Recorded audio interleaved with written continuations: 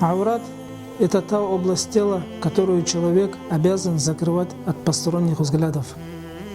Также запрещается смотреть на эту область тела другого человека. Тема аурата сегодня является актуальной для наших сестер, поскольку для женщин вопрос аурата в различных ситуациях бывает разным. И первое – это аурат в намазе.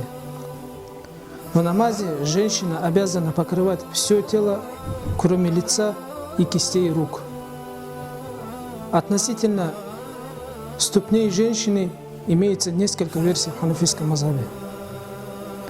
В книге «Ихтияр ли та'лиль мухтар», которая является одной из основных книг нашего мазхаба, говорится следующее, что относительно ступней женщины имеются два предания.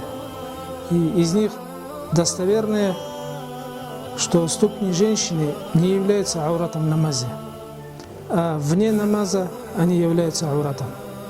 Таким образом, если женщина откроет ступни в намазе, то намаз ее будет засчитываться. По самим щиколоткам говорится следующее, что щиколотки и голени являются одним органом.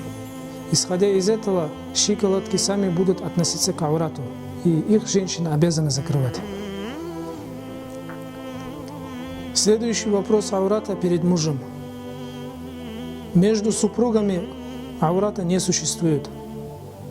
То есть супруги между собой могут открывать любую часть тела, и это не будет греховным.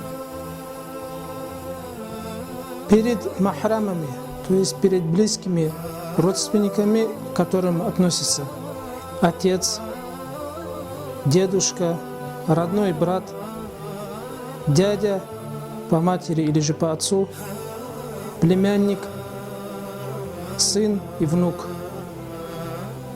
Это те мужчины, которые для женщины являются махрамами, близкими родственниками, с которыми ей запрещен брак. Перед ними у женщины ауратом бывает все тело, кроме головы, рук, включая плечи, груди и ног до коленей. Все остальное тело перед ними она обязана закрывать.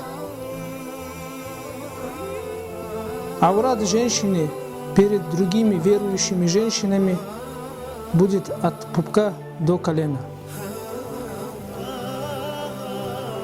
Аурат перед посторонними мужчинами, которые ей не являются махрамами, и также перед неверующими женщинами будет все тело, кроме лица и кистей рук.